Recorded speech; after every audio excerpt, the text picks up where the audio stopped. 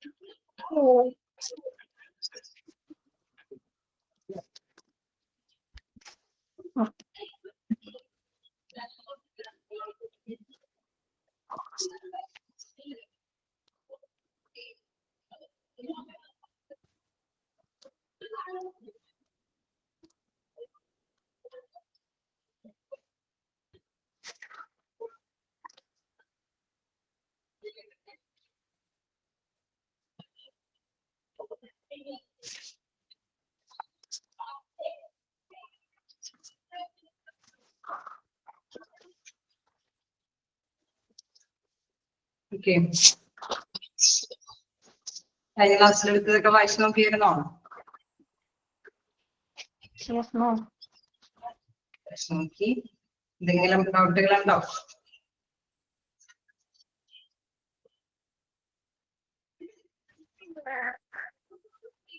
നമ്മളിപ്പോ പറഞ്ഞു നിർത്തിയത് എംപ്ലോയീസ് സെക്യൂരിറ്റി അല്ലെ? എന്തൊരല്ലേ പറഞ്ഞു നിർത്തിയത്?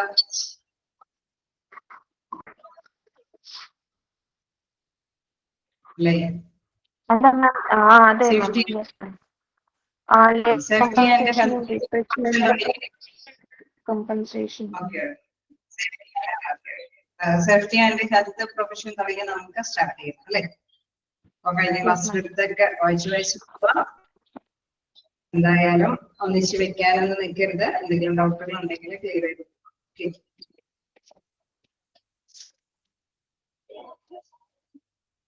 ഓക്കെ, അടുത്ത ക്വസ്റ്റ്യൻ നമുക്ക് സ്റ്റാർട്ട് ചെയ്യാം. Safety and health പ്രൊഫഷനാണ്.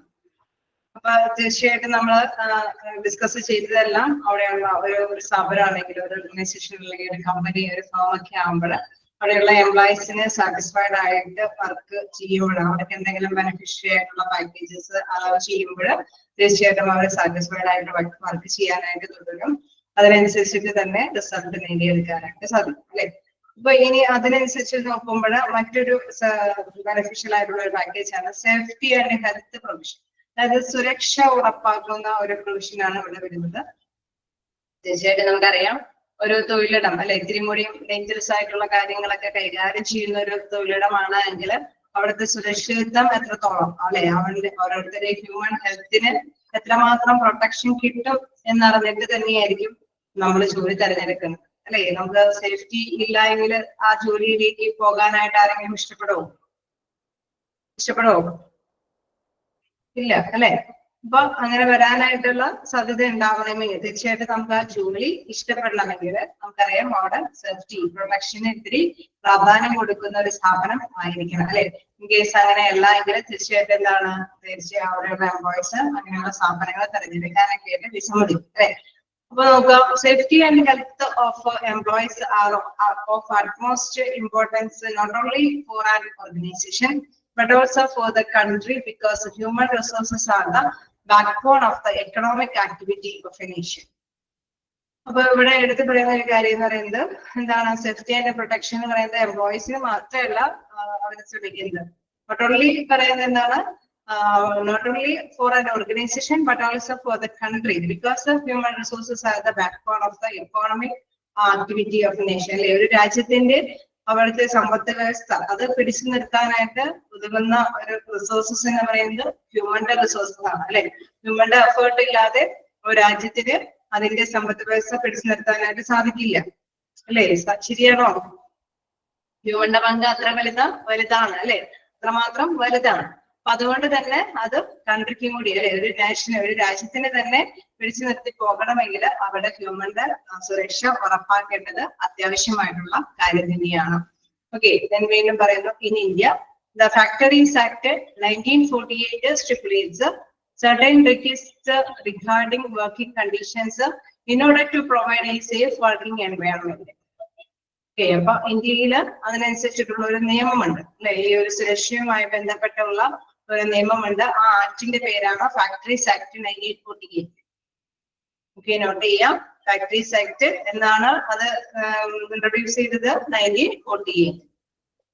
ഓക്കെ, അത് സുരക്ഷ അല്ലെ, അവിടെ എംപ്ലോയീസിന്റെ സുരക്ഷയുമായി ബന്ധപ്പെട്ട നിയമങ്ങളും കാര്യങ്ങളാണ് ആ ചട്ടക്കൂടിൽ ഉള്ളത് അല്ലെ. ആ ചട്ടക്കൂടിൽ ആക്ടിന്റെ കീഴിൽ വിവരിക്കുന്നത് തീർച്ചയായിട്ടും ഓരോ എംപ്ലോയീസിനുമുള്ള എന്താണ് സുരക്ഷയും ഉറപ്പാക്കുന്ന കാര്യങ്ങളാണ് അല്ലെ. എൻവയോൺമെന്റ് വർക്കിംഗ് കണ്ടീഷനുകളെ കുറിച്ചിട്ടാണ് അതില് കൂടുതലായിട്ടും പ്രതിപാദിക്കുന്നത്. Okay, then we know the provision in this act are meant to promote the health and the safety of employees. അല്ലെ, ആ പ്രൊവിഷൻ ആ ആക്ടിൽ പറയുന്നത് എന്താണ്? അവരുടെ ഹ്യൂമന്റെ അല്ലെ എംപ്ലോയീസിന്റെ ആരോഗ്യത്തിന്റെ സുരക്ഷിതത്വം നൽകുന്നതും അല്ലെങ്കിൽ പ്രോത്സാഹിക്കുന്നതുമായിട്ടുള്ള കാര്യങ്ങളാണ് അതിൽ പ്രധാനമായിട്ടും വിവരിക്കുന്നത്. Then provisions meant to safeguard health related to overall cleanliness, proper ventilation and temperature, proper disposal of waste and effluents, then a protection from dust and fumes, artificial humidification, safe drinking water, adequate number of latrines and urinals in proper working conditions and adequate lighting. Okay, ഒരു organisation ആവുമ്പോൾ നമുക്കറിയാം അവിടെ എന്താണ് ഒരു അടിമപ്പണി പോലത്തെ ഒരു ഡ്യൂട്ടിയിലേക്ക് പ്രവേശിക്കാനായിട്ട് ആരും താല്പര്യപ്പെടില്ല അല്ലെ. സ്വാഭാവികമായിട്ടും പേഴ്സണൽ ആയിട്ട് അല്ലെ ഓരോ വ്യക്തിക്കും ആവശ്യമായിട്ടുള്ള കാര്യങ്ങളൊക്കെ ചെയ്യാൻ പറ്റുന്ന തരത്തിലുള്ള പ്രൊവിഷൻസ് ഒക്കെ അവിടെ ഉണ്ടാവണം അല്ലെ. ടോയ്ലറ്റ് സൗകര്യങ്ങളാണെങ്കിലും അല്ലെങ്കിൽ എന്താണ് പ്രോപ്പർ ആയിട്ടുള്ള വെന്റിലേഷൻ സൗകര്യങ്ങൾ, വായു വെളിച്ചം ഒക്കെ ഉള്ള ഒരു സ്ഥാപനമായിരിക്കണം. അതേമാതിരി തന്നെ എന്താണ് വേസ്റ്റുകളൊക്കെ ഉണ്ടെങ്കിൽ അത് കൃത്യമായിട്ട് തന്നെ ഡിസ്പോസ് ചെയ്യാനുള്ള സൗകര്യങ്ങൾ ഉണ്ടായിരിക്കണം അല്ലെ. ഒരു അഴുക്കുചാല നിറഞ്ഞ അല്ലെങ്കിൽ ക്ലിനിക് ഒന്നും ഇല്ലാത്ത ഒരു ഓർഗനൈസേഷനിൽ ഒരു ഫേമിൽ വർക്ക് ചെയ്യാനായിട്ട് അല്ലെ അവിടെ സുരക്ഷിതത്വം അവിടെ എംപ്ലോയീസിന് ലഭിക്കുകയില്ല അല്ലെ. അപ്പൊ തീർച്ചയായിട്ടും സുരക്ഷിതമായിട്ട് ഒരിടം എന്താണ് മസ്റ്റായിട്ടും അവിടെ ഓർഗനൈസർ അല്ലെ അവിടെ തീർച്ചയായിട്ടും ആ ഒരു എംപ്ലോയർ തൊഴിലുടമ ഇവർക്ക് വേണ്ടി ഒരുക്കി കൊടുക്കേണ്ടതാണ്. അത് നിയമത്തിന്റെ പ്രാബല്യത്തില് ഓരോ എംപ്ലോയിക്കും അനുകൂലമായിട്ട് ലഭ്യമാക്കേണ്ടത് ആവശ്യമാണ്. ക്ലിയർ ആണോ? കണ്ടിന്യൂ ചെയ്യാൻ പറ്റുന്നില്ലേ? എല്ലാത്തിനെയും കുറിച്ചിട്ട് അവിടെ പ്രതിപാദിക്കുന്നുണ്ട് അല്ലെ. പൊടികളിൽ നിന്ന് സംരക്ഷണം ഉണ്ടാവണം, പുകകള്, മഞ്ഞുകള് അല്ലെ, മഞ്ഞുകെട്ടുകളൊക്കെ ഉണ്ടെങ്കിൽ നമുക്കറിയാം നമ്മുടെ ഏതൊരു പ്ലേസിനും അതിൻ്റെതായിട്ടുള്ള ഒരു പ്രത്യേകത ഉണ്ട് അല്ലെ. ക്ലൈമറ്റ് ചേഞ്ചുകളുണ്ട്. അപ്പൊ അതനുസരിച്ചിട്ടുള്ള വർക്കിംഗ് കണ്ടീഷൻസ്, എൻവയോൺമെന്റൽ ആയിട്ടുള്ള പ്രൊട്ടക്ഷൻ കിട്ടുന്ന കണ്ടീഷൻസ് അവിടെ അനുകൂലമായിട്ടുള്ള നടപടികൾ സ്വീകരിക്കേണ്ടത് ആവശ്യമാണ് അല്ലെ. അപ്പൊ അവിടെ മസ്റ്റായിട്ട് ക്ലീൻ ലൈൻസ് ഉണ്ടായിരിക്കണം. അതേമാതിരി തന്നെ എന്താണ് വെന്റിലേഷൻ സൗകര്യങ്ങൾ, വായുവൊക്കെ കിടക്കാൻ പറ്റുന്ന തരത്തിലുള്ള സൗകര്യങ്ങൾ ഉണ്ടായിരിക്കണം. then ആവശ്യത്തിനുള്ള ഒരുപാട് ചൂട് ഉള്ള സ്ഥാപനത്തിന്റെ അണ്ടറിൽ എന്താണ് വർക്ക് ചെയ്യാനായിട്ട് എംപ്ലോയീസിന് ബുദ്ധിമുട്ടായിരിക്കും അല്ലെ. അവിടെ ഹെൽത്തിന് പ്രോബ്ലംസ് ഉണ്ടാവാൻ സാധ്യതയുണ്ട്. അപ്പൊ അതുകൊണ്ട് തന്നെ അത്തരത്തിലുള്ള കണ്ടീഷൻസ് ഒക്കെ ശ്രദ്ധ കേന്ദ്രീകരിക്കേണ്ടതാണ്. Proper disposal of waste, then effluents, then protection from dust and fumes, പൊടി, മഞ്ഞ് അല്ലെ അതിൽ നിന്നൊക്കെയുള്ള പ്രൊട്ടക്ഷൻ, ആർട്ടിഫിഷ്യൽ ഹ്യൂമിഡിഫിക്കേഷൻ അല്ലെ എന്തെങ്കിലും മഞ്ഞ് അല്ലെ അതൊരു ആർട്ടിഫിഷ്യൽ ആയിട്ട് തന്നെ ക്രിയേറ്റ് ചെയ്യുന്നുണ്ടെങ്കിൽ അതിൽ നിന്നൊക്കെയുള്ള ഒരു പ്രൊട്ടക്ഷൻ, സേഫ് ഡ്രിങ്കിങ് വാട്ടർ അല്ലെ ശുദ്ധമായിട്ടുള്ള വെള്ളം അവർക്ക് അനുവദനീയമായ രീതിയിൽ ലഭ്യമാക്കണം.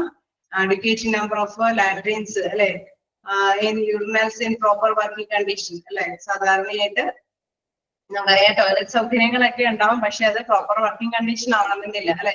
അതൊക്കെ കൃത്യമായിട്ട് തന്നെ വർക്കിംഗ് ആയിട്ടുള്ള കണ്ടീഷനിൽ തന്നെ അവൈലബിൾ ആക്കണം. then adequate lighting അല്ലെ അവർക്ക് നല്ല വെളിച്ചത്തോട് കൂടിയിട്ട് അല്ലെ ശുദ്ധമായ വായു, ശുദ്ധമായ വെള്ളവും അതോടൊപ്പം തന്നെ നല്ല വെളിച്ചവും ലഭ്യമാക്കുന്ന അവസ്ഥയിലായിരിക്കണം അവിടെയുള്ള എംപ്ലോയീസിന് അവിടെ എൻവയോൺമെന്റൽ ആയിട്ടുള്ള സിറ്റുവേഷൻസ് ഒക്കെ അറേഞ്ച് ചെയ്ത് കൊടുക്കാനായി. ഓക്കെയാണോ? ഇതെല്ലാം എന്തിന്റെ ആക്ടിൽ വരുന്നുണ്ട്?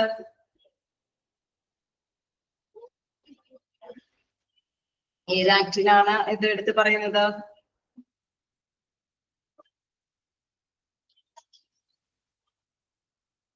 ഇവിടെ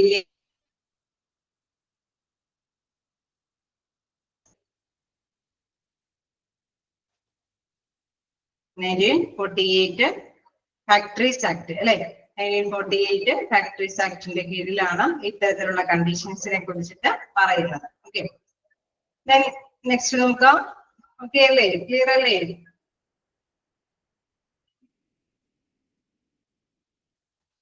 Then it is therefore vital to protect employees against accidents and conditions determined to health, as both are harmful factors that affect the productive capacity of the affected employees. അതേമാതിരി തന്നെ നമുക്കറിയാം ചില ഫാക്ടറി വർക്ക് എന്നൊക്കെ പറയുന്ന ഒരുപാട് ഗരികളിലൊക്കെ പണിയെടുക്കുന്നവർക്കൊക്കെ നമുക്കറിയാം ഒരുപാട് dangerous ആയിട്ടുള്ള സിറ്റുവേഷൻസ് ഒക്കെ ഫേസ് ചെയ്യേണ്ടതായിട്ട് വരും അല്ലെ. അപ്പൊ അങ്ങനെയുള്ള ആക്സിഡന്റൽ ആയിട്ടുള്ള കാര്യങ്ങളൊക്കെ അവരൊക്കെ ആരോഗ്യത്തിന് അത്തരത്തിലുള്ള കാര്യങ്ങളൊക്കെ ഉണ്ടെങ്കിൽ അതിനുള്ള പ്രൊട്ടക്ഷൻ നടപടികളൊക്കെ സ്വീകരിക്കുന്ന നടപടിയും തീർച്ചയായിട്ടും ഇവര് ഈ ഓർഗനൈസർ അല്ലെ, അതായത് എംപ്ലോയർ അതിനുള്ള മുൻകരുതലുകളൊക്കെ എടുക്കേണ്ടതാണ്. നെക്സ്റ്റ് പാരഗ്രാഫിൽ പറയുകയാണെങ്കിൽ എന്താണ്, provisions regarding safety include precautions while working near or on high voltage supply equipment, precaution against dust, explosive inflammable materials. അതായത് നമ്മൾ അത്രയും ആക്ടിന്റെ കീഴിൽ ഇത്രയൊക്കെ കാര്യങ്ങളൊക്കെ പറയുന്നുണ്ട്. വീണ്ടും എടുത്ത് പറയാണ് ഓരോ സ്ഥാപനത്തിനും അതിൻ്റെതായിട്ടുള്ള പ്രത്യേകതകൾ ഉണ്ടാവും അല്ലെ. ഇപ്പൊ ഒരു കമ്പനി എന്ന് പറയുമ്പോൾ പ്രൊഡക്ഷനുമായി ബന്ധപ്പെട്ട ഒരു കമ്പനി ആണെങ്കിൽ അവിടെ പ്രൊഡക്ഷൻ അല്ലെ മെഷീനൊക്കെ നന്നായിട്ട് ഇലക്ട്രിക് പവറോടും കൂടിയിട്ടൊക്കെ ആയിരിക്കും വർക്ക് ചെയ്യുന്നത്. അപ്പൊ അതിൽ എന്താണ് ചൂടൊക്കെ ഉണ്ടാവാനായിട്ടുള്ള സാധ്യതകളുണ്ട്. ഇലക്ട്രിക്കിന്റെ ഹൈ വോൾട്ടേജ് കൂടിയിട്ടൊക്കെ വർക്ക് ചെയ്യുന്ന മെഷീനുകളൊക്കെ ഉണ്ടാവും അല്ലെ. അപ്പൊ പലതരത്തില് നമുക്ക് ചിലപ്പോ എന്താണ് ഇഞ്ചുറീസുകൾ ഉണ്ടാവാനായിട്ടുള്ള സാധ്യതകൾ ഉണ്ടാവും. അതായത് എന്താണ് അത്തരത്തിലുള്ള അല്ലെ കട്ടിങ്ങും സംഭവങ്ങളൊക്കെ ഉണ്ടെങ്കിൽ മുറിവ് ചതവൊക്കെ ഉണ്ടാവാനായിട്ടുള്ള സാധ്യതയുള്ള വർക്കിംഗ് കണ്ടീഷനുകൾ ഉണ്ടാവാം. അതേപോലെ തന്നെ പലതരത്തിൽ അല്ലെ ഒരു ഇതെന്ന് പറയുമ്പോൾ ഒരു എംപ്ലോയീസ് വർക്ക് ചെയ്യുന്ന ഒരു അറ്റ്മോസ്ഫിയർ എന്ന് പറയുന്നത് അവിടെ ഏതൊക്കെ രീതിയിൽ പ്രൊട്ടക്ഷൻ എംപ്ലോയിക്ക് കിട്ടണമോ അത് ഇവാലുവേറ്റ് ചെയ്ത് അതിനനുസരിച്ചിട്ടുള്ള നടപടികൾ സ്വീകരിക്കേണ്ടത് എന്താണ് എംപ്ലോയറുടെ ഡ്യൂട്ടിയാണ് അല്ലെ. ആ ആക്ടില് കൃത്യമായിട്ട് പറയുന്നത് അവിടെയുള്ള എംപ്ലോയീസിന് മസ്റ്റായിട്ടും പ്രൊട്ടക്ഷൻ അല്ലെ സുരക്ഷ ജോലി സുരക്ഷ ഉറപ്പാക്കേണ്ട ഒരു കാര്യം മസ്റ്റായിട്ടും പാലിക്കേണ്ടതാണ്. അപ്പൊ അതുമായി ബന്ധപ്പെട്ടുള്ള ചെറിയ ചെറിയ പോയിന്റ്സുകളാണ് പറയുന്നത്. Provision regarding safety include precaution while working near or on high voltage supply equipment അല്ലെ. ഹൈ വോൾട്ടേജിലോ സപ്ലൈ ചെയ്യുന്ന എക്യുപ്മെന്റ് ഒക്കെ ആണെങ്കിൽ അതനുസരിച്ചിട്ടുള്ള സേഫ്റ്റി പ്രിക്കോഷൻസ് എടുക്കണം, മുൻകരുതലുകൾ എടുക്കണം. പ്രിക്കോഷൻ അഗെയിൻസ്റ്റ് ഡസ്റ്റ്, ഒരുപാട് പൊടിപടലങ്ങളൊക്കെ ആണെങ്കിൽ അല്ലെ അത് മൂക്കിലും വായിലും അല്ലെ എന്നും ശരീരത്തിലേക്ക് കണ്ണിലൊക്കെ കയറാതിരിക്കത്തക്ക വിധത്തിലുള്ള സജ്ജീകരണം പ്രൊട്ടക്ഷനോട് കൂടിയിട്ടായിരിക്കണം അവർക്ക് അത്തരത്തിലുള്ള ഡ്യൂട്ടികളൊക്കെ ചെയ്യാനായിട്ട്. നമുക്കറിയാം ഇപ്പോ പഞ്ഞി അല്ലെ നമ്മുടെ നൂലുൽപാദനങ്ങളൊക്കെ അല്ലെങ്കിൽ വസ്ത്രാലയ ക്ലോത്ത് നിർമ്മാണമൊക്കെ വരുമ്പോൾ അതൊക്കെ ഡസ്റ്റ് ഒക്കെ ഉണ്ടാവാൻ സാധ്യത കൂടുതലാണ് അല്ലെ. ഏത് കാര്യത്തിലാണ് ഇപ്പൊ കയറുൽപാദനോ അല്ലെ എല്ലാത്തിനും അങ്ങനെ തന്നെയായിരിക്കും. അപ്പൊ അതിനനുസരിച്ചിട്ടുള്ള ഷീറ്റ് മാസ്കും കാര്യങ്ങളൊക്കെ കൊടുത്തിട്ടായിരിക്കണം അവരെ ഡ്യൂട്ടിയിൽ പ്രവേശിപ്പിക്കാനായിട്ട്.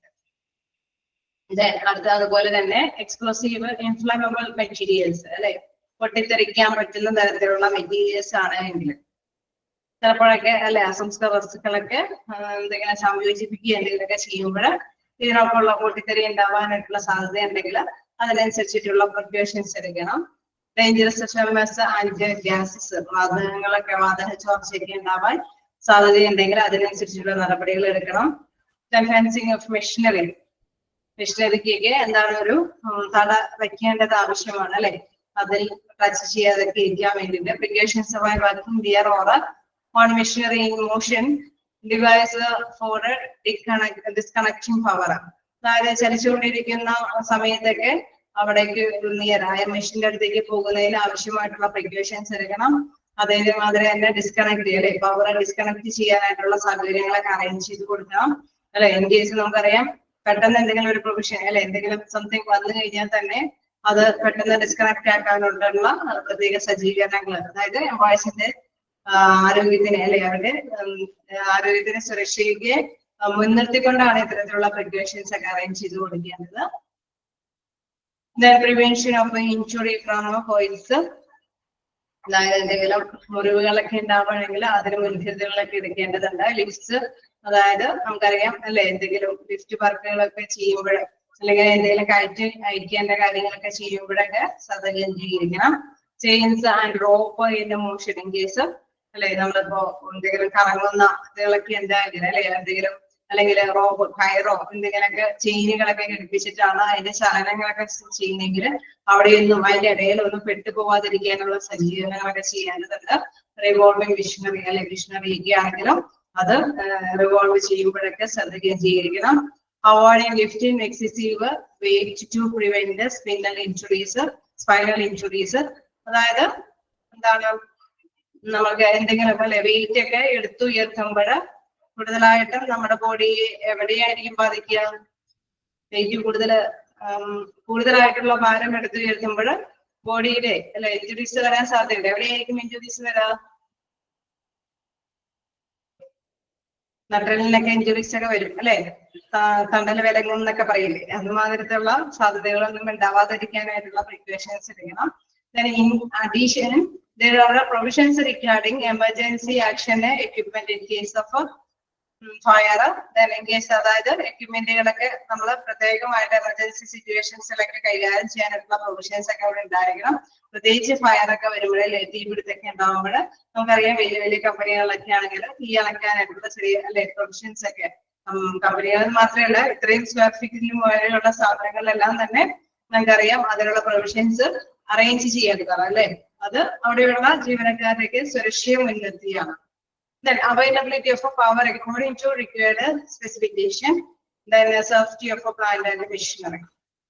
എപ്പോഴും എന്താണ് അവിടെ ലഭ്യമായിട്ടുള്ള ഒരു ഇലക്ട്രിസിറ്റി പവർ ഒക്കെ അവൈലബിൾ ആയിരിക്കണം അല്ലെ. കൃത്യമായിട്ട് കേസ് എന്തെങ്കിലും സംഭവിച്ചു കഴിഞ്ഞാലും അതിനെ തടഞ്ഞിടാനായിട്ട് അല്ലെ അതിന് ആവശ്യമായിട്ടുള്ള സെക്യൂരിറ്റി പ്രിക്കോഷൻസ് ഒക്കെ അവിടെ എടുക്കേണ്ടതാണ്.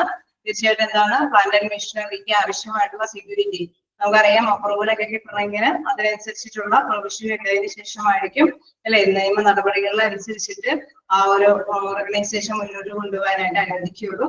അപ്പൊ ഇത്തരത്തിലുള്ള പ്രിക്കോഷൻസ് ഒക്കെ എടുക്കേണ്ടി വരുന്നത് നമുക്കറിയാം ഈ അണ്ടർ ആക്ടിന്റെ കീഴിൽ വരുന്നത് കൊണ്ട് തന്നെയാണ്. അവിടെയുള്ള എംപ്ലോയീസിന്റെ സുരക്ഷ ഉറപ്പാക്കാൻ വേണ്ടിയിട്ടാണ് ഇത്തരത്തിലുള്ള നടപടികൾ ചെയ്യുന്നത്. നമുക്കറിയാം ഇൻസ്പെക്ഷന് വന്ന് അവർ പരിശോധിക്കും അല്ലെ അവിടെയുള്ള തൊഴിലാളികളുടെ സുരക്ഷയെ മുൻനിർത്തി എന്തൊക്കെ പ്രിക്കോഷൻസ് ആണ് അവർ എടുക്കണേന്ന് അത് തീരുമാനിക്കും. അതിനുശേഷം അവര് ഓക്കെ ആണെങ്കിലാണ് അതിനനുസരിച്ചിട്ടുള്ള അപ്രൂവലൊക്കെ അവർ കൊടുക്കുകയുള്ളൂ അല്ലെ.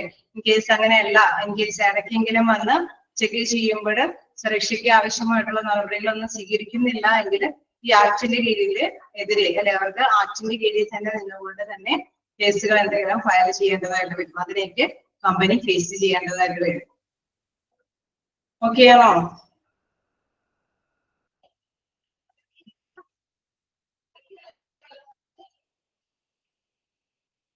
ാണോ?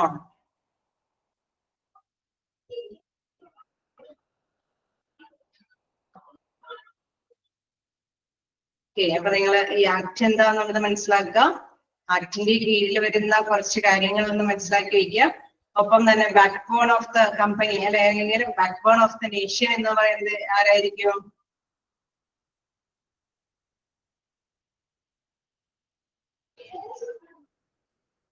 ആരായിരിക്കും?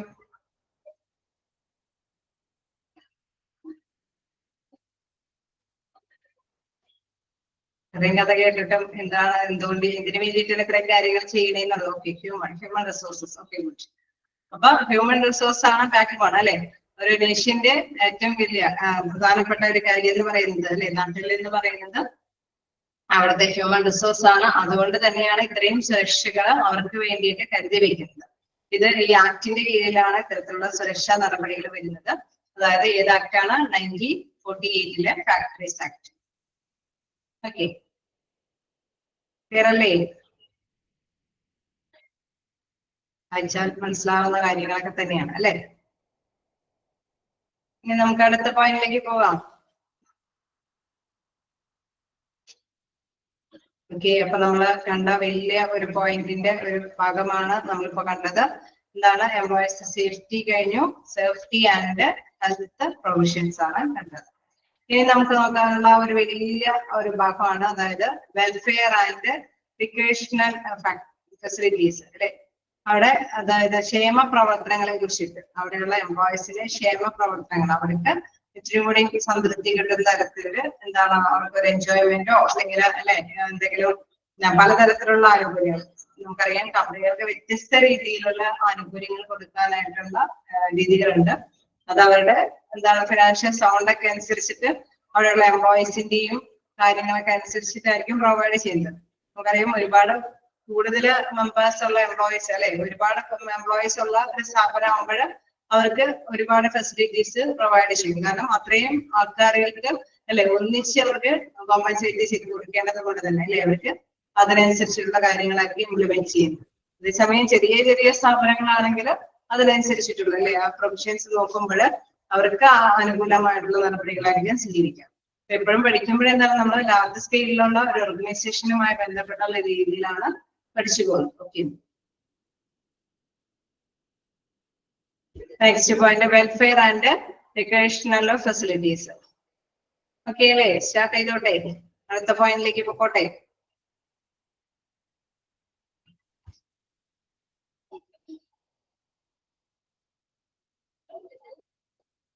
ാണ്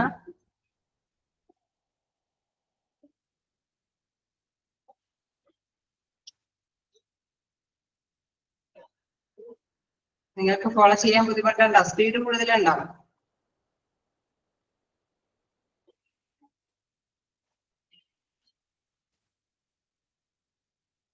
ഇല്ല, okay.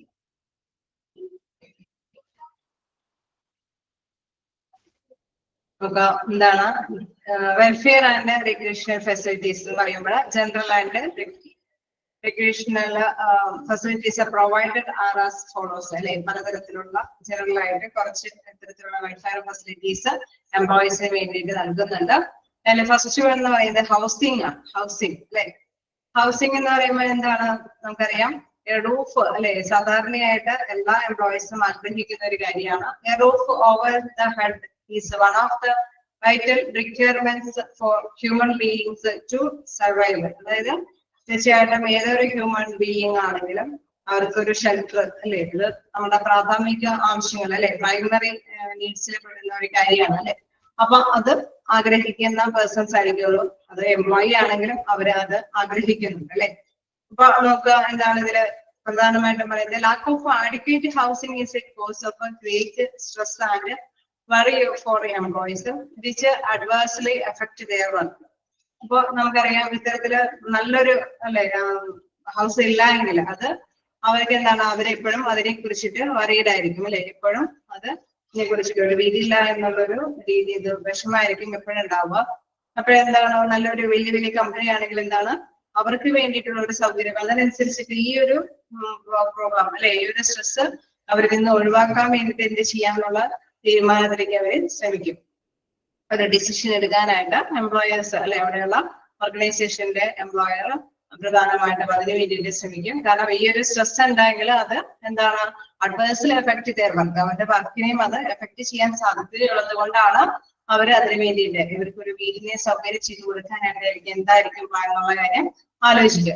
Therefore, many organizations build quarters near the plant or office for their employees and charge a minimal rent. Okay, ഇത് മനസ്സിലാക്കിക്കൊണ്ട് തന്നെ എന്താണ് ക്വാർട്ടേഴ്സുകളെല്ലാം ചില കമ്പനികളൊക്കെ ഇവർക്ക് വേണ്ടിയിട്ട് എംപ്ലോയീസിന് വേണ്ടിയിട്ട് ഓഫർ ചെയ്യും. അതൊരു നിശ്ചിത റേറ്റിലായിരിക്കും അവർക്ക് വേണ്ടിയിട്ട് ഓഫർ ചെയ്യുന്നത്. Then some organizations provide and or arrange for housing loans for employees at a low interest rate. Okay, അപ്പൊ വീട് എന്നുള്ള സ്വപ്നം സാക്ഷാത്കരിക്കാൻ വേണ്ടിയിട്ട് ചില സ്ഥാപനങ്ങളൊക്കെ ആണെങ്കിൽ ലോണുകളൊക്കെ ഇവർക്ക് അനുവദിക്കും അല്ലെ. ചെറിയൊരു ഇൻട്രസ്റ്റിൽ തന്നെ ലോണുകളൊക്കെ ഇവർക്ക് അനുവദിക്കും. അപ്പൊ ചെറിയ ഇൻട്രസ്റ്റ് കൊടുത്തുകൊണ്ട്, പൈസ കൊടുത്തുകൊണ്ട് തന്നെ ലോൺ എടുത്ത് അവർ അവരുടെ ഒരു വീട് എന്ന സ്വപ്നം സാക്ഷാത്കരിക്കും. അപ്പൊ ഹൗസിംഗ് എന്നുള്ള ടേംസിൽ വരുമ്പോൾ ഒരു ക്ഷേമ പ്രവർത്തനമാണ്, എംപ്ലോയീസിന് കൊടുക്കുന്ന ഒരു ക്ഷേമ പ്രവർത്തനമാണ്.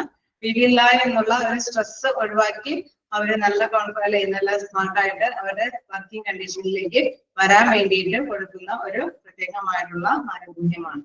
ഒന്നില്ലെങ്കിൽ ക്വാർട്ടേഴ്സ് രൂപേണയാണ് അവർക്ക് കൊടുക്കുക, അല്ലെങ്കിൽ അല്ലെ മിനിമം റേറ്റില് ക്വാർട്ടേഴ്സ് അനുവദിക്കുന്നു. അതല്ലെങ്കിൽ ചെറിയ പൈസയ്ക്ക് അവർക്ക് ലോണുകൾ അനുവദിക്കും.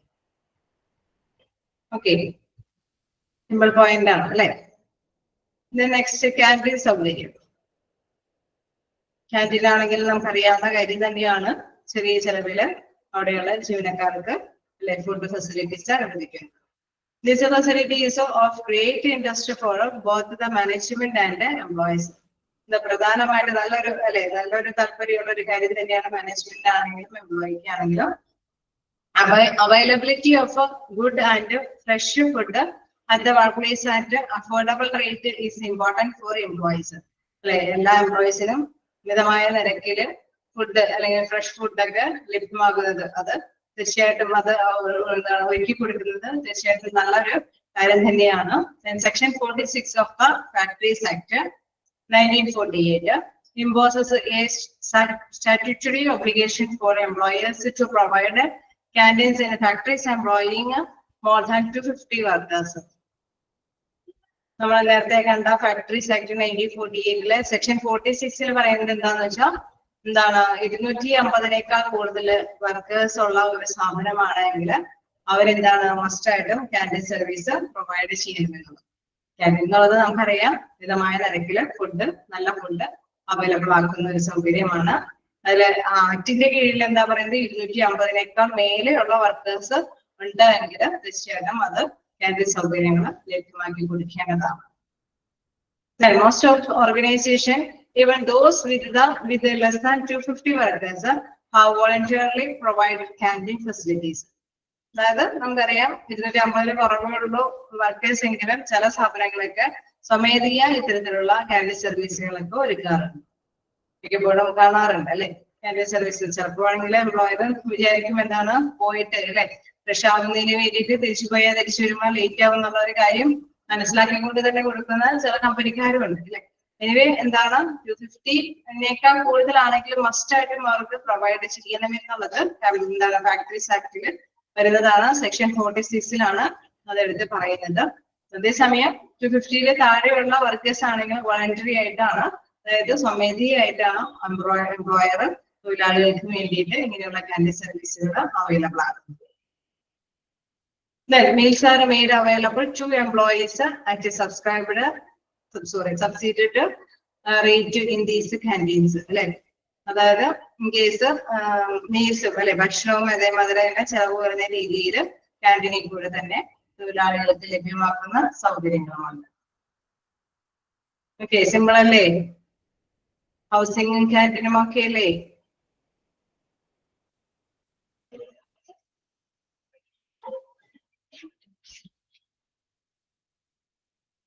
ഇവിടെയും ആക്ടും സെക്ഷനും മനസ്സിലാക്കി വെക്കുക.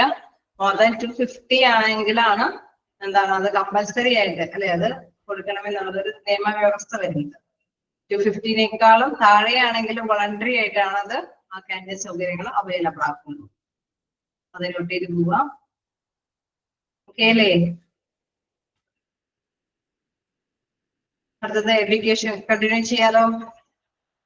നിങ്ങൾ ആദ്യം ക്ലാസ്സിൽ ഭയങ്കര റെസ്പോൺസ് ആയിരുന്നു, ഇപ്പൊ വളരെ ബാക്ക് ആണെന്ന് തോന്നുന്നു. എന്താണെന്ന് അറിയില്ല. ക്ലാസ് മോശമായിട്ടാണോ?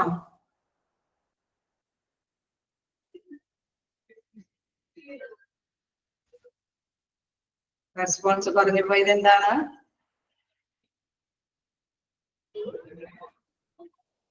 ഓക്കെ ആണോ? ഓക്കെ ആണെന്ന് പറയുമ്പോഴാണ് നമുക്ക് കണ്ടിന്യൂ ചെയ്യാനായിട്ടുള്ള ഒരു എനർജി കിട്ടുക. ഓക്കെ അല്ലേ?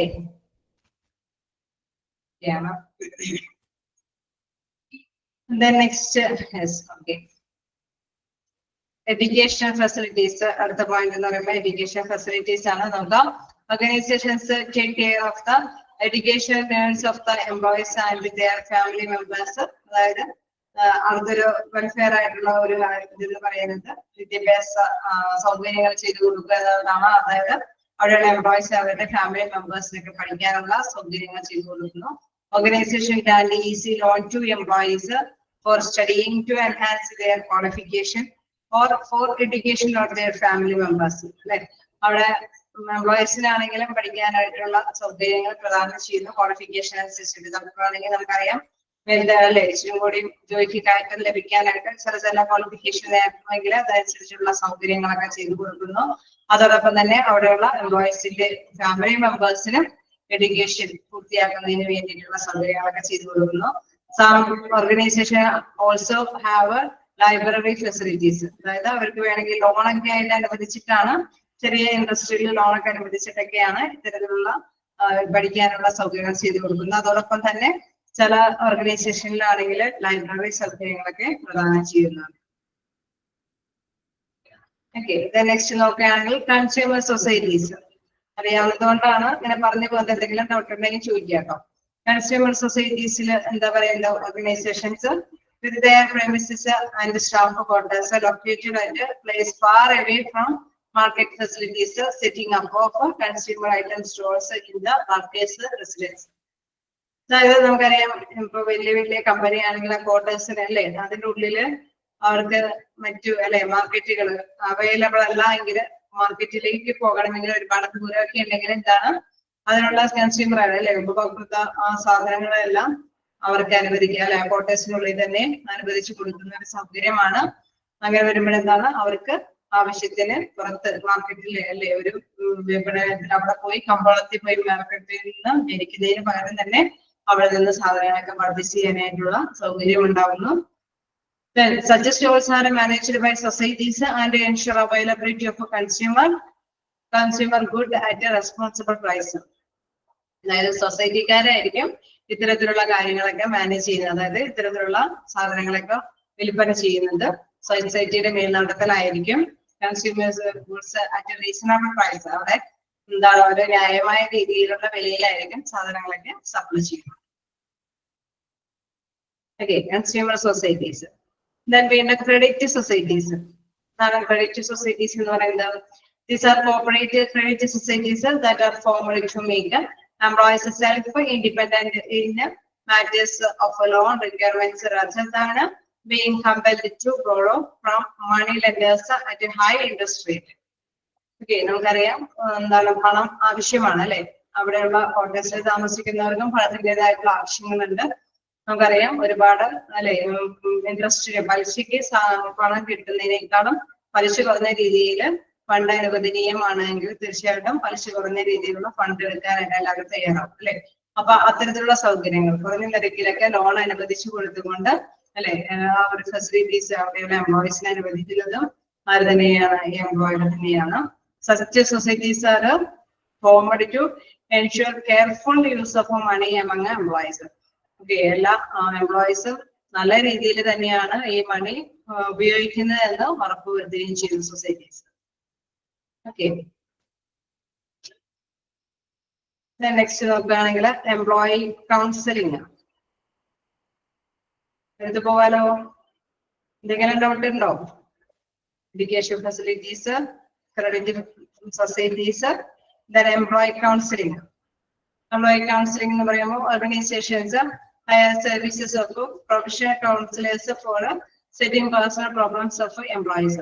എംപ്ലോയീസിന്റെ പലതരത്തിലുള്ള പ്രോബ്ലംസ് അതൊക്കെ പറഞ്ഞല്ലേ അത് കൈകാര്യം ചെയ്യുന്നതിന് വേണ്ടിയിട്ട് പ്രൊഫഷണൽ ആയിട്ടുള്ള കൗൺസിലേഴ്സിനെ അവരുടെ സേവനങ്ങൾ ലഭ്യമാക്കുന്നു. Employees have personal problems can easily approach these counselling for a price അല്ലെ. ഒരു നിശ്ചിത പൈസയിൽ തന്നെ അവരുടെ പ്രോബ്ലംസ് ഒക്കെ പ്രശ്നങ്ങളൊക്കെ കൗൺസിലേഴ്സിന്റെ സാന്നിധ്യത്തിൽ സോൾവ് ചെയ്യാനായിട്ട് സാധിക്കുന്നു. Such counselling provides mental peace and comfort to employees. നമുക്കറിയാം എന്താ മാനസികമായിട്ടുള്ള സമാധാനം ഈ കൗൺസിലിംഗ് സെന്റേഴ്സുകൾ അനുവദിക്കുന്നു. അതോടൊപ്പം തന്നെ എംപ്ലോയീസിന് സുഖകരമായിട്ടുള്ള സൗകര്യപ്രദമായ രീതിയിൽ തന്നെ അത് മുൻനിർത്തി കൊണ്ടുപോകാനായിട്ട് സാധിക്കുന്നു. Thus promoting punctuality and professionalism and resulting in improvement in habits like absenteeism and absent mindedness. അതായത് നമുക്കറിയാം എപ്പോഴും ഈ ഒരു കൗൺസിലിംഗ് ആവശ്യമായിട്ട് വരുന്നത് ആർക്കായിരിക്കും? നല്ല സ്മാർട്ടായിട്ട് എന്താണ് എനർജറ്റിക്കായിട്ട് വർക്ക് ചെയ്യുന്നവർക്ക് കൗൺസിലിംഗിന്റെ ആവശ്യം വരാറുണ്ടോ?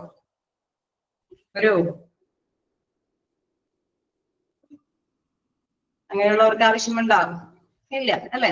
വലിയ കുഴപ്പമില്ലാതെ വർക്ക് ചെയ്യുന്നവർക്കൊന്നും ആവശ്യമില്ല. അപ്പൊ സാധാരണയായിട്ട് മടിയന്മാര് അല്ലെങ്കിൽ മടി കാണിക്കുന്നവര്, ആബ്സെന്റിസം ആവുന്നവര്, പങ്ക്ച്വാലിറ്റിക്ക് എത്തുന്നവര് അല്ലെ, പങ്ക്ച്വലായിട്ട് എത്താത്തവര്, സമയത്തിന്റെ തന്നെ വരാത്തവര്, അല്ലെങ്കിൽ എല്ലാ ദിവസവും വരാത്തവര്, അങ്ങനെ അലസമായിട്ടുള്ള ഒരു മനോഭാവമുള്ളവർക്കാണ് കൗൺസിലിംഗിന്റെ ആവശ്യകത വരുന്നത്. നിശ്ചിത നിരക്കിലുള്ള ഫീസിന്റെ ബലത്തിൽ തന്നെ കൗൺസിലിംഗ് നടത്തി കഴിയുമ്പോൾ എന്താണ് അവരുടെ മൈൻഡ് ഓക്കെ ആവുന്നു. അവർക്ക് എന്താണ് ഈ പങ്ക്ച്വാലിറ്റി ഒക്കെ വീണ്ടെടുക്കാൻ സാധിക്കുന്നു. അബ്സെന്റീസ് ഒന്നും കൂടാതെ തന്നെ എന്താണ് ജോലി ചെയ്യാനായിട്ട് സാധിക്കുന്നു. അങ്ങനെ അവർക്ക് സ്വയം എന്താണ് അവബോധം അവരുടെ മൈൻഡിൽ വരുന്നു അല്ലെ. നമ്മൾ ചെയ്യുന്ന ഡ്യൂട്ടി അല്ലെങ്കിൽ നമ്മുടെ അറിവിനൊക്കെ പറയുന്നത് നമുക്ക് വികസിപ്പിക്കാവുന്നതും വർദ്ധിക്കാവുന്നതുമാണ്. കോൺഫിഡൻസോടുകൂടി വർക്ക് ചെയ്യാനായിട്ട് സാധിക്കും അല്ലെ. എല്ലാം അതിൻ്റെതായ വഴിക്ക് പോകുന്ന ഒരു മൈൻഡിലേക്ക് കൊണ്ടുവരാനായിട്ട് അവർക്ക് സാധിക്കുന്നു. അതനുസരിച്ചിട്ട് അവര് ജോലിയിൽ നല്ല രീതിയിൽ ആക്റ്റീവായിട്ട് വർക്ക് ചെയ്യുന്നു. ഓക്കെ. ലീഗൽ അസിസ്റ്റൻസ് നിയമപരമായിട്ടുള്ള ഒരു അസിസ്റ്റൻസ് ആണ്.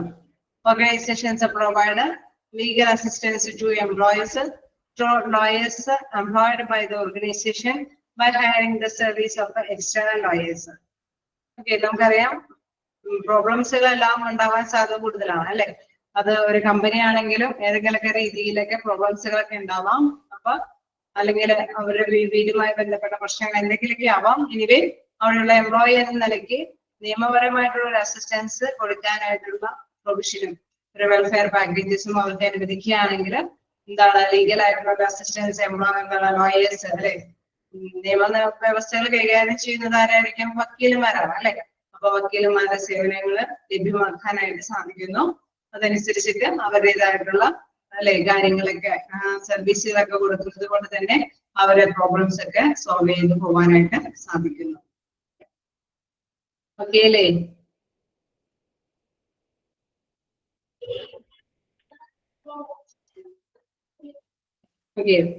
പുറത്തുനിന്നുള്ള ലോയേഴ്സിന്റെ സേവനങ്ങൾ ലഭ്യമാക്കി കൊടുക്കുന്നു എന്നുള്ള ഒരു പോയിന്റ് കൂടി അവിടെ എടുത്ത് പറയുന്നുണ്ട്. Legal assistance. വീണ്ടും ഹോളിഡേ ഹോംസ്. ഹോളിഡേ ഹോംസ് എന്ന് പറയുമ്പോൾ നമുക്കറിയാം എല്ലാവരും ഈ ക്വാർട്ടേഴ്സിലൊക്കെ താമസിക്കുന്നവരാവണമെന്നില്ല അല്ലെ. ചിലപ്പോഴൊക്കെ എന്താണ് വേറെ വല്ല ഹോസ്റ്റലിലൊക്കെ എടുത്ത് താമസിക്കുന്നവരും ഉണ്ടാവാം. അപ്പൊ അവര് ഹോളിഡേയില് അല്ലെങ്കിൽ ഹോളിഡേ വരുമ്പോ മാത്രം വീട്ടിൽ പോകാനായിട്ട് ബുദ്ധിമുട്ടുന്ന ആൾക്കാരും ഉണ്ടാവാം അല്ലെ. ഒരുപാട് ഡിസ്ട്രിക്ട് വ്യത്യാസത്തിലൊക്കെ വർക്ക് ചെയ്യുന്നവർക്ക് അവർക്ക് എല്ലാ ഒഴിവ് കിട്ടുമ്പോഴും വീട്ടിൽ പോയി വരാമെന്ന് പറയുന്നത് ബുദ്ധിമുട്ടേറിയ കാര്യമാണ്.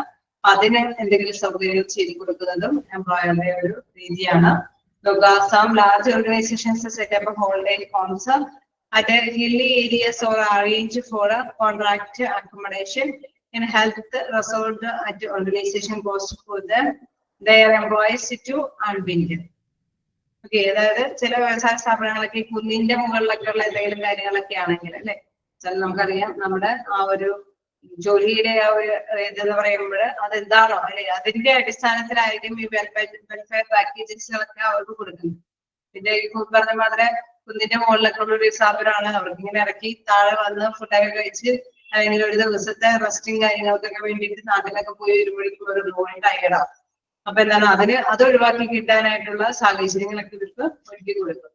അതാണ് പറയുന്നത് large organizations set up holiday homes at hilly areas or arrange for a contract accommodation. ഒരു താമസ സൗകര്യവും ഭക്ഷണ സൗകര്യങ്ങളൊക്കെ അവർക്ക് ഒരു ദിവസമൊക്കെ ആയിരിക്കും ചിലപ്പോൾ ലീവ് കിട്ടുന്നത് അല്ലെ. ആ ലീവ് താമസിക്കാനുള്ള സൗകര്യവും അതേമാതിരി തന്നെ റെസ്റ്റോറന്റ് ഫുഡൊക്കെ അവർക്ക് അനുവദനീയമായ രീതിയിലൊക്കെ എത്തിച്ച് അവരെ ആ ഒരു ദിവസം അല്ലെ ഒരു എൻജോയബിൾ ആക്കി തീർക്കാനായിട്ടുള്ള അവസരങ്ങൾ ഒരുക്കി കൊടുക്കുന്നതും എന്താണ് എംപ്ലോയറുടെ ഡ്യൂട്ടിയാണ്. അത് ഏത് രീതിയിലാണ് അവർ കൈകാര്യം ചെയ്ത ഹോളിഡേ ഹോംസ് വഴിയാണ്. എന്താ പറയുന്നത് for their employees to unwind, then returns or just rest and resume their work with recharge, zeal and enthusiasm. അപ്പൊ എന്താണ് അവർ ഒരു ദിവസം നല്ല രീതിയിൽ റെസ്റ്റ് ഒക്കെ ചെയ്ത് കഴിഞ്ഞാൽ എന്താണ് പിറ്റേ ദിവസം നല്ല ഉത്സാഹഭരിതരായിട്ട് തന്നെ വർക്ക് ചെയ്യാനായിട്ട് സാധിക്കും. ശരിയാണോ? ഒന്ന് പോയി ഒരു ദിവസത്തെ അവധിയിൽ നാട്ടിൽ പോയി അല്ലെ വീട്ടിൽ വന്ന് ഫുഡൊക്കെ കഴിച്ച് വീട്ടിൽ യാത്ര ചെയ്ത് അവിടെ എത്തുമ്പോൾ എന്താണ് അവർ ടയേർഡായിരിക്കും അല്ലെ. അപ്പൊ ഇത് ഒഴിവാക്കി കിട്ടാനായിട്ട് റെസ്റ്റിംഗ് പ്ലേസ് അനുവദിക്കുമ്പോൾ എന്താണ് അവര് ആ ഒരു ദിവസം അവിടെ വിശ്രമിച്ച് ഫുഡൊക്കെ കഴിച്ച് പിറ്റേ ദിവസം എന്താണ് നല്ല ഉത്സാഹത്തോട് കൂടിയിട്ട് വർക്ക് ചെയ്യാനായിട്ട് തുടങ്ങും. ഓക്കെ, കണ്ടിന്യൂ ചെയ്തു പോകാലോ. കുറച്ച് പോയിന്റ് കൂടിയുണ്ട്. Okay, transportation facilities. Transportation facilities എന്ന് പറയുന്നത് organisations provide pick and drop facilities to those employees who are not staying in the quarters of the organization. This improves punctuality and reduces stress among employees. Okay, നമുക്കറിയാം അവരെ ഇങ്ങനെ കൃത്യമായിട്ട് തന്നെ അല്ലെ transportation എന്ന് പറയുമ്പോൾ ഗതാഗത സൗകര്യങ്ങളാണ് അവർക്ക് ചെയ്തു കൊടുക്കുന്നത്. അപ്പൊ എന്താണ് അവര് എടുക്കുകയും ചെയ്യും, കൃത്യസമയത്ത് തന്നെ വർക്ക് ചെയ്യുന്ന ഇടത്തിലേക്ക് കമ്പനിയിലേക്ക് എത്തിക്കുന്നു, തിരിച്ച് അവര് എന്താണ് ഡ്യൂട്ടി കഴിയുമ്പോൾ തിരിച്ചു കൊണ്ടാക്കുകയും ചെയ്യും അല്ലെ. അപ്പൊ അവിടെ എന്താണ് അവർക്ക് ഒരു സമയനഷ്ടം വരുന്നില്ല അല്ലെ, കൃത്യമായിട്ട് പങ്ക്ച്വാലിറ്റി ആയിട്ട് എല്ലാ ദിവസവും തന്നെ ഡ്യൂട്ടിക്ക് വരാനായിട്ട് അവര് തയ്യാറാവുകയും ചെയ്യും. കാരണം എന്താണ് നമ്മളെ എടുക്കാനായിട്ട് അല്ലെ, എംപ്ലോയീസിനെ എടുക്കാനായിട്ട് നേരിട്ട് വണ്ടിയാണ് അല്ലെ, വാഹനം അനുവദിക്കുകയാണ്, തീർച്ചയായിട്ടും അവർ അതിൽ കയറി വരുന്നു, ഡ്യൂട്ടി കഴിയുമ്പോൾ തന്നെ തിരിച്ച് ഉളവാക്കുകയും ചെയ്യും. വെൽഫെയർ സെക്ഷൻസ്, നിങ്ങൾ എനിക്ക് തോന്നുന്നു അന്തർഗതത്തിൽ ഇങ്ങനെയുള്ള പാക്കേജസ് ആരെങ്കിലൊക്കെ ഡ്യൂട്ടി ചെയ്യുന്നവരുണ്ടെങ്കിൽ ഇങ്ങനെയൊന്നും എല്ലാവർക്കും അനുവദനീയമാണോ ഇതൊക്കെ? എല്ലാവർക്കും ഇങ്ങനെയുള്ള ഡ്യൂട്ടി ചെയ്യുന്നവർക്കൊക്കെ ലഭ്യമാകുന്നുണ്ടോ?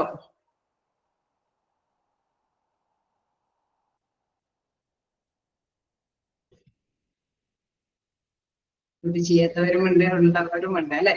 എല്ലാ വ്യക്തികൾക്കും ചിലപ്പോ ഓക്കെ അനുവദനീയമല്ല, ചിലർക്കൊന്നും ഈ പാക്കേജസ് ഒന്നും കിട്ടണമെന്നില്ല അല്ലെ. ചിലരൊക്കെ എന്താണ് കൃത്യമായിട്ടൊരു സാലറി മാത്രം ലഭ്യമാക്കുന്ന ഓർഗനൈസേഷനുകളും ഉണ്ടാവും. അതാണ് ഞാൻ പറയുന്നത്, വലിയ വലിയ ഓർഗനൈസേഷനിലാണെങ്കിലാണ് അതിനനുസരിച്ചിട്ടുള്ള സൗകര്യങ്ങൾ അവര് അനുവദിക്കുന്നത്. ചെറിയ ചെറിയ ഫോമുകളൊക്കെ ആണെങ്കിൽ, വലുതാണെങ്കിൽ കൂടിയും ചിലപ്പോൾ അനുവദിക്കാത്ത എംപ്ലോയേഴ്സും ഉണ്ട് അല്ലെ, തൊഴിലുടമകളും ഉണ്ട്. പക്ഷെ മസ്റ്റായിട്ട് എന്താണ് നിയമത്തിന്റെ കീഴിൽ അനുവദിക്കേണ്ടതായിട്ടുണ്ടെങ്കിൽ തീർച്ചയായിട്ടും നമുക്ക് എല്ലാവർക്കും ലീഗലായിട്ട് ഇഷ്യൂസുകളൊക്കെ ഉണ്ടാക്കി അത് നേടിയെടുക്കാനായിട്ടുള്ള സൗകര്യങ്ങളുണ്ട്. കാരണം അതുകൊണ്ടാണ് ഈ ആക്ടിന്റെ കീഴിൽ വരുന്ന സ്ഥാപനങ്ങൾ, അതായത് ഇപ്പൊ 250 കൂടുതൽ മെമ്പേഴ്സ് ഉള്ള ഒരു സ്ഥാപനമാണെങ്കിൽ മസ്റ്റായിട്ട് അവിടെ ക്യാൻറ്റീൻ സൗകര്യം ലഭ്യമാക്കേണ്ടതാണ്. അത് നിയമപരമായിട്ടുള്ള ഒരു വ്യവസ്ഥയാണ് അല്ലെ. സെക്ഷൻ 40 അല്ലെ അത് കൃത്യമായിട്ട് എടുത്ത് പറയുന്നുണ്ട്. അങ്ങനെ കുറച്ച് കാര്യങ്ങളൊക്കെ ഇതിൽ നിന്ന് മനസ്സിലാക്കേണ്ടതാണ്. 46 അല്ലെ, സെക്ഷൻ 46 അതെടുത്ത് പറയുന്നതാണ്. നെക്സ്റ്റ് നോക്കാം, എന്താണ് welfare section. Some organizations establish welfare sections or departments manned by welfare officers to look into matters related to welfare benefits so as to enable effective implementation of welfare schemes initiated by the organization. അവിടെ നമ്മൾ മനസ്സിലാക്കേണ്ടത് ക്ഷേമ പ്രവർത്തികൾ അല്ലെ, നടപടികൾ, പലതരത്തിലുള്ള ക്ഷേമ പ്രവർത്തനങ്ങൾ അവിടെ ലഭ്യമാക്കുന്നുണ്ട്. അത് ഡിപ്പാർട്ട്മെന്റിൽ ബേസ് ചെയ്തിട്ട് തന്നെ ഓരോ കൂട്ടർക്ക് അല്ലെ അവിടെ കൃത്യമായിട്ട് തന്നെ ലഭ്യമാക്കുന്നുണ്ട്.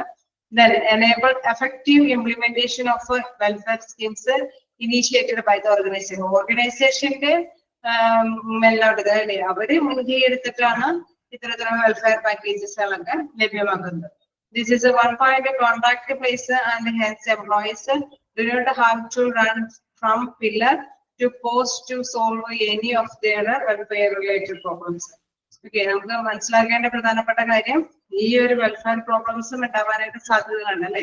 ചിലർക്ക് ലഭ്യമാകുന്നു, ചിലർക്ക് ലഭ്യമാകുന്നില്ല എന്നൊക്കെ പ്രോബ്ലംസ് ഒക്കെ ഉണ്ടാവാം. പക്ഷെ അവിടെ ഒരു കോൺട്രാക്ട് ബേസിലായിട്ട് തന്നെയാണ് അല്ലെ ഇവര് ഇത്രയും ഡ്യൂട്ടി ചെയ്താൽ ഇന്ന കാര്യങ്ങൾ ലഭ്യമാകുന്നു, ഇത്രയും ഡ്യൂട്ടികൾ ചെയ്തില്ലെങ്കിൽ നിങ്ങൾക്ക് ഇതിനുള്ള അർഹതയില്ല അല്ലെ. ഒരു നിശ്ചിത ഒരു കോൺട്രാക്ട് ബേസിൽ തന്നെയായിരിക്കും വെൽഫെയർ പാക്കേജുകളും അവർക്ക് അവൈലബിൾ ആകുന്നത്.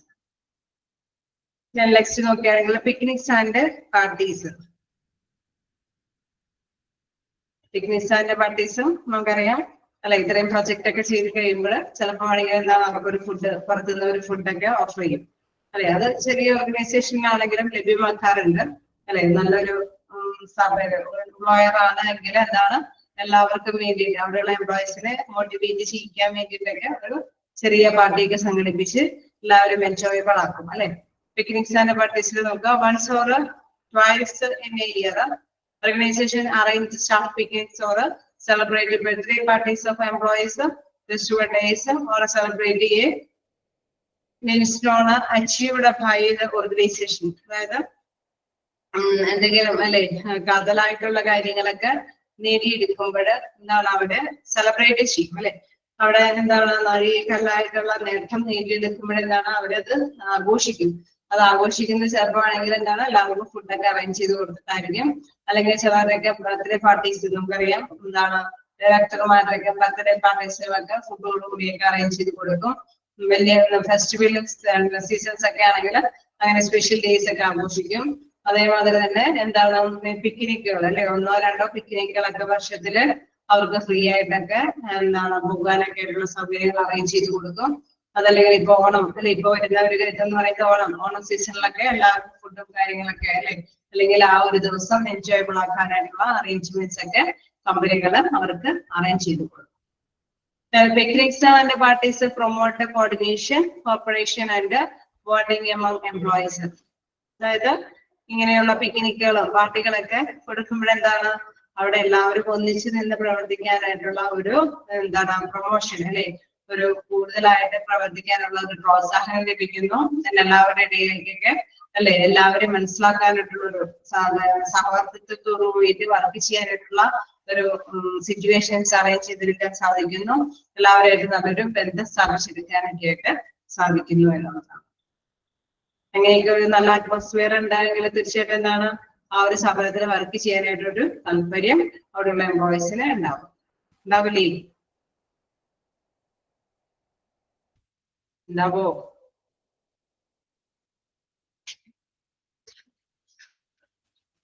ഓക്കെ, വീണ്ടും നമുക്കൊരു പോയിന്റ് കൂടി ഉണ്ട് അത് കൂട്ടത്തില്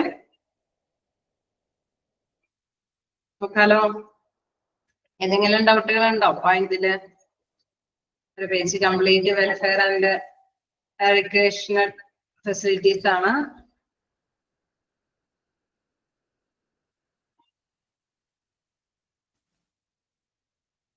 മിസ്ലേനിയസ് ആണ് അടുത്തൊരു പോയിന്റ് എന്ന് പറയുന്നത്.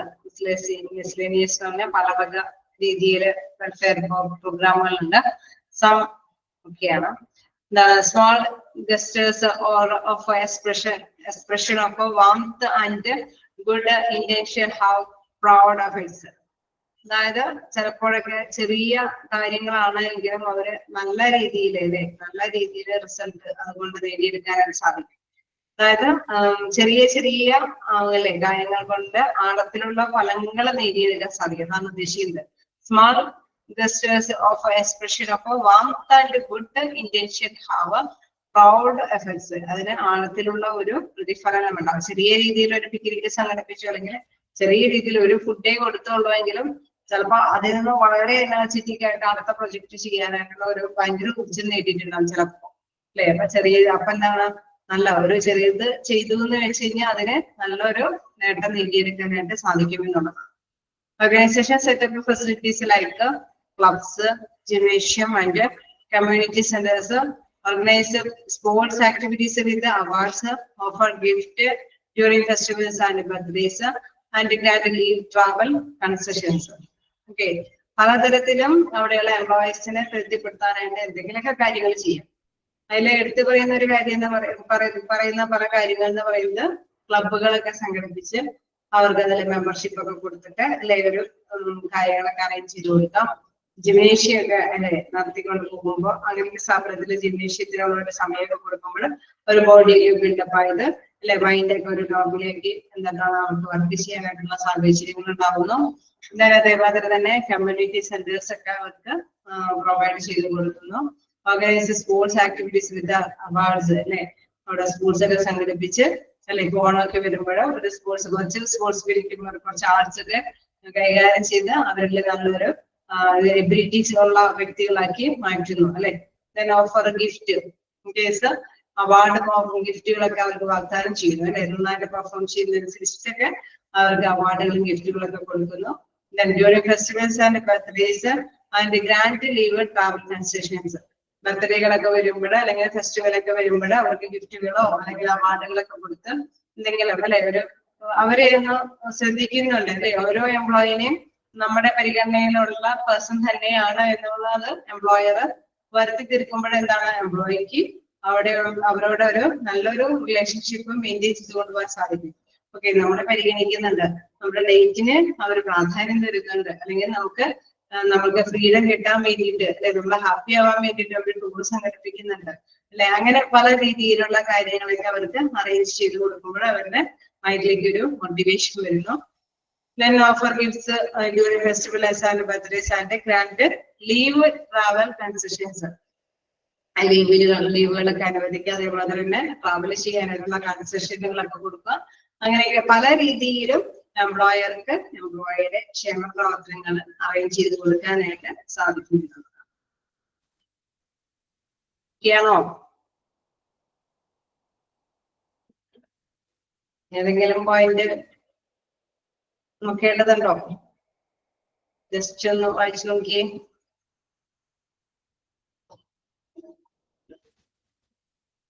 വിച്ച് ആർ ദേ എന്നൊക്കെയുള്ള രീതിയിൽ, which are the welfare and recreation facilities എന്നുള്ള രീതിയിൽ ചോദിക്കാം. അപ്പൊ പോയിന്റിന്റെ ഹെഡിങ്സ് ഒക്കെ ഒന്ന് ജസ്റ്റ് നോക്കി വെച്ചേരെ. നമുക്ക് അറിയാവുന്ന കാര്യമൊക്കെ തന്നെയാണ് അല്ലെ, വായിക്കുമ്പോൾ ജസ്റ്റ് ഒന്ന് വായിക്കുമ്പോൾ തന്നെ മനസ്സിലാവുന്ന കാര്യങ്ങളൊക്കെ തന്നെയാണ്. ജസ്റ്റ് ഒന്ന് വായിച്ചു നോക്കാം.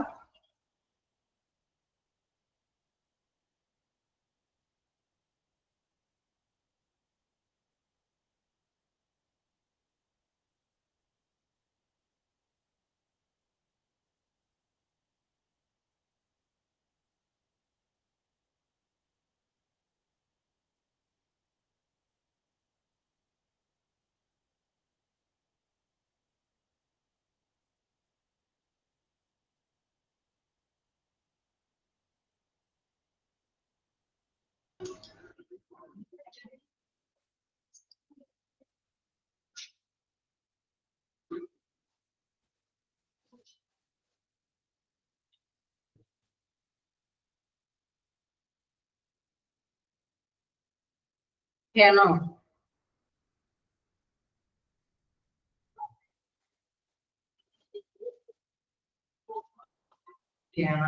അല്ലെ. ഇനി നെക്സ്റ്റ് നോക്കാം. എന്താണോ old age and retirement benefits. Just തുടങ്ങി വയ്ക്കാം. അതിന്റെ ആ ഒരു കണ്ടിന്യൂഷൻ എന്ന് പറയുമ്പോൾ ABC പോകുന്നുണ്ട് അല്ലെ, കുറച്ച് പോയിന്റ്സുകളൊക്കെ ഇതിൽ പെടുന്നുണ്ട്. ഞാൻ ജസ്റ്റ് ഒന്ന് നമുക്ക് സ്റ്റാർട്ട് ചെയ്ത് വെക്കാം. അതിന്റെ പ്രൊഡക്ഷൻ മാത്രം പറഞ്ഞു വെക്കാം. എന്താണ് old age and retirement benefits? അപ്പൊ നമ്മള് അവിടെയുള്ള എംപ്ലോയീസിനെ തൃപ്തിപ്പെടുത്താനായിട്ടുള്ള ബെനിഫിറ്റ്സുകളെ കുറിച്ചിട്ടാണ് പോകുന്നത് അല്ലെ, പറഞ്ഞു പോകുന്നത്.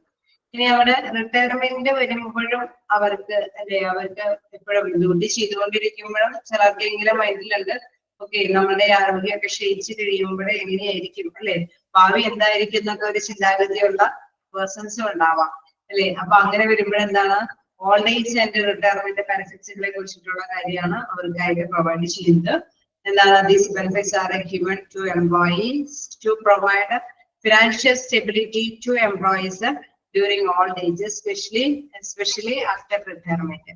അതായത് ജോലിയിൽ നിന്ന് വിരമിച്ചതിന് ശേഷം അല്ലെ, അവിടെ ഓൾഡ് ഏജ് ആവുന്ന സമയത്ത് അവരുടെ ഫിനാൻഷ്യൽ ആയിട്ടുള്ള സാമ്പത്തികമായിട്ടുള്ള സാമ്പത്തിക സ്ഥിരത നിലനിർത്തിക്കൊണ്ടു പോകാൻ ആവശ്യമായിട്ടുള്ള കാര്യങ്ങൾ പ്രൊവൈഡ് ചെയ്യുന്നതാണ് എന്താണ് ഓൾഡ് ഏജ് റിട്ടയർമെന്റ് ബെനിഫിറ്റ് എന്ന് പറയുന്നത്. Especially after retirement following are such benefits available to employees. അതിനൊക്കെ വേണ്ടിയിട്ട് ആഫ്റ്റർ റിട്ടയർമെന്റിന് ശേഷം അവർക്ക് ഉപജീവനത്തിന് വേണ്ടിയിട്ടുള്ള സാധ്യതകൾ അല്ലെ, നമുക്കറിയാം ചെറിയ രീതിയിലെല്ലാം ഫണ്ടൊക്കെ സ്വരൂപിച്ച് വെച്ചാൽ മാത്രമാണ് ആ ടൈമില് അല്ലെ വർക്ക് ചെയ്യാൻ പറ്റാത്ത സാഹചര്യത്തില് അവർക്ക് ജീവിതത്തിൽ മുന്നോട്ട് കൊണ്ടുപോകാനായിട്ടുള്ള സാഹചര്യങ്ങൾ ഉണ്ടാകും അല്ലെ. അപ്പൊ അത് മുൻകൂട്ടി കണ്ടുകൊണ്ട് തന്നെ എംപ്ലോയിക്ക് വേണ്ടിയിട്ട് എന്താണ് പലതരത്തിലുള്ള ഓൾഡ് ഏജ് റിട്ടയർമെന്റ് ബെനിഫിറ്റ്സുകൾ തീരുമാനിക്കും. ഇനി ഫസ്റ്റ് വൺ പറയുന്നത് എംപ്ലോയീസ് പ്രൊവിഡന്റ് ഫണ്ട് ആണ്. സമയമുണ്ടോ? ഓക്കെ, ഫസ്റ്റ് പാരഗ്രാഫ് ഒന്ന് ജസ്റ്റ് നോക്കാം. എംപ്ലോയീസ് പ്രൊവിഡന്റ് ഫണ്ട് EPFS, അത് അബ്രിവേഷൻസ് ഒക്കെ മനസ്സിലാക്കി തന്നെ പഠിക്കാം. In order to make it legally required for organizations to follow certain guidelines with regards to old age and retirement benefits, the Employees Provident Fund Act was passed in 1952. ഒരു ഇതിന് വേണ്ടിയിട്ട് അല്ലെ, ഒരു റിട്ടയർമെന്റിന് ശേഷം അവരുടേതായിട്ടുള്ള ഒരു സാമ്പത്തിക സുരക്ഷ ഉറപ്പാക്കാൻ വേണ്ടിയിട്ട് ലീഗലി നിയമപരമായിട്ട് തന്നെ ഇത് ഒരു സ്ഥാപനമുണ്ട്. അതായത് 1952 എംപ്ലോയീസ് പ്രൊവിഡന്റ് ഫണ്ട് ആക്ട് നിലവിൽ വരുന്നത്. അത് തീർച്ചയായിട്ടും എന്താണ് ഓൾഡ് ഏജിന് വേണ്ടിയിട്ട് റിട്ടയർമെന്റിന് ശേഷമുള്ള കാര്യങ്ങൾക്ക് വേണ്ടിയിട്ടാണ് അങ്ങനെ ഒരു പ്രൊവിഷൻ കൊണ്ടുവന്നിരിക്കുന്നത്. In the beginning, this act was made applicable to employees with monthly pay not exceeding 300 in 6 major industries.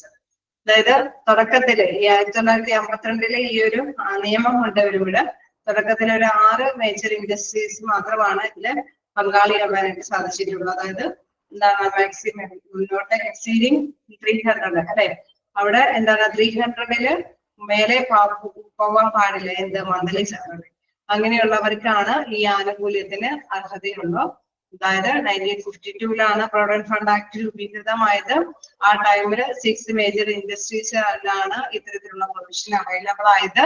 അവരുടെ സാലറി എന്ന് പറയുന്നത് എംപ്ലോയീസിന്റെ സാലറി നോട്ട് എക്സീഡിങ് 300, അല്ലെ, 300 രൂപയ്ക്ക് കൂടുതൽ പോവാൻ പാടില്ല. നമുക്കറിയാം ഈ കാലഘട്ടത്തിൽ ഇതൊന്നും സാലറി എന്ന് പറയുന്നത് 300 എന്നൊന്നും പറയുന്നത് ഒന്നുമല്ല, അല്ലെ. പക്ഷെ അത് വർഷങ്ങൾക്ക് മുമ്പ്, അതായത് 1952 ആകുമ്പോ ആ ഒരു റേറ്റ് എന്ന് പറയുന്നത് ഭയങ്കര ബിഗ് എമൗണ്ട് ആണ്, അല്ലെ, ഭയങ്കര വാല്യൂ ഉള്ള ഒരു എമൗണ്ട് ആണ്, ഭയങ്കര മൂല്യമുള്ള ഒരു എമൗണ്ട് തന്നെയാണ്. അപ്പൊ ആ കാലഘട്ടത്തിനെ ബേസ് ചെയ്തിട്ടാണ് ഈ ഒരു PF കുറിച്ചിട്ട് പഠിക്കുന്നത്, പ്രതിപാദിക്കുന്നത്. ഓക്കെ, അടുത്ത പാരഗ്രാഫ് നമുക്ക് നെക്സ്റ്റ് ക്ലാസ്സിൽ എടുക്കാം. ഇതിന്റെ കണ്ടിന്യൂവേഷൻ ഒന്നുകൂടി ഈ PF നമുക്ക് സ്റ്റാർട്ട് ചെയ്യാം. പിന്നെ അടുത്തത് ഓക്കെ ആണോ?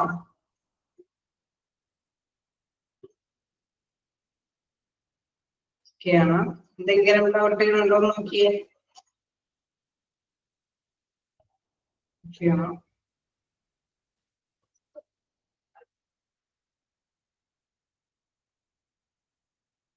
ഞാൻ അൺമ്യൂട്ട് ആക്കിയിട്ടുണ്ട്. എന്തെങ്കിലും ഡൗട്ടുകളുണ്ടോ?